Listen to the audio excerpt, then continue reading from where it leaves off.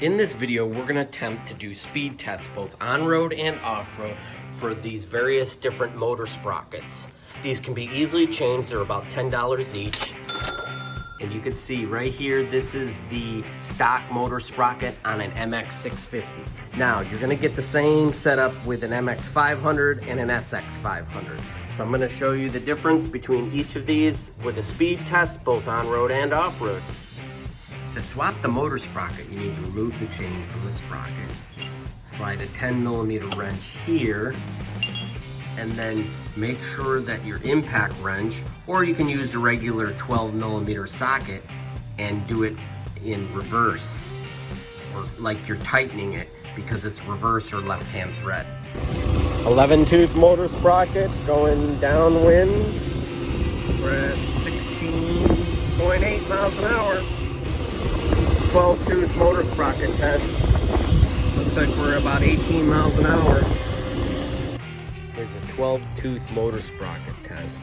This thing's kind of a dog off the line, so I definitely don't see how slow it is in this South Florida grass. It can barely get going. Now I am a 175-pound adult rider, but it takes a while to get going in the grass. I ran into an issue with the 14-tooth motor sprocket. The pitch on the motor sprocket doesn't match the 25H chain, so you have to go to a different chain. Also, even if I could make it fit, I tried to take the back wheel off and stretch it.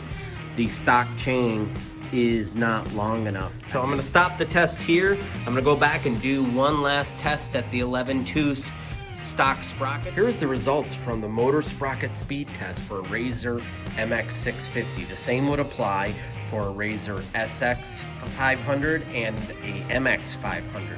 You can see here the 11-tooth motor sprocket is the stock sprocket. I put it back on. I did another speed test to verify everything was kosher, and you can see the results. I definitely recommend the 11-tooth motor sprocket. The 13-tooth with the stock motor was a real dog off-road. On-road it was great. It got me almost 19 miles an hour as a 175-pound adult. The 10-tooth was great too, off-road, but on-road you did sacrifice a little top-end speed. I definitely wouldn't recommend the 9-tooth. It's a precarious design. Please like my channel and subscribe. Thanks for watching.